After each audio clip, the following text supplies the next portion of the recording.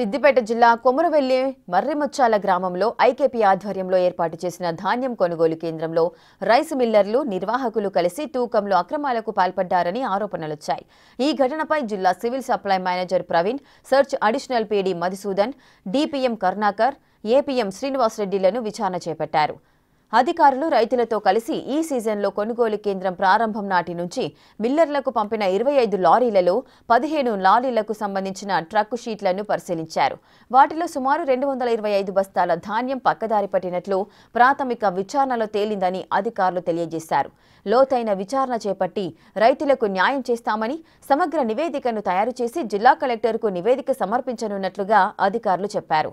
ఈ వ్యవహారంలో మండల ఏపీఎం హస్తముందని కొంతమంది రైతులు వాపోతున్నారు.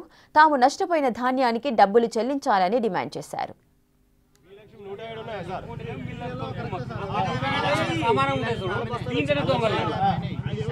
షాట్ వచ్చినాయంటే అక్కడ మిల్లులు కట్ చేసిరు. నేను అయినాపూర్ మిల్లుకి ఇస్తే మిల్లు నెంబర్ తీసుకొని ఫోన్ చేసినాము. ఎక్కడ కట్ చేయలేదు, వేరే వాళ్ళతో చేయించినాం. మా అలా తెలిసిన వాళ్ళతో మేము ఎక్కడ కట్ చేయలేదు. బరాబర్ ట్రక్ చెక్ చేసుకోవాలి, ట్రక్ చెక్ చేసుకోవాలి.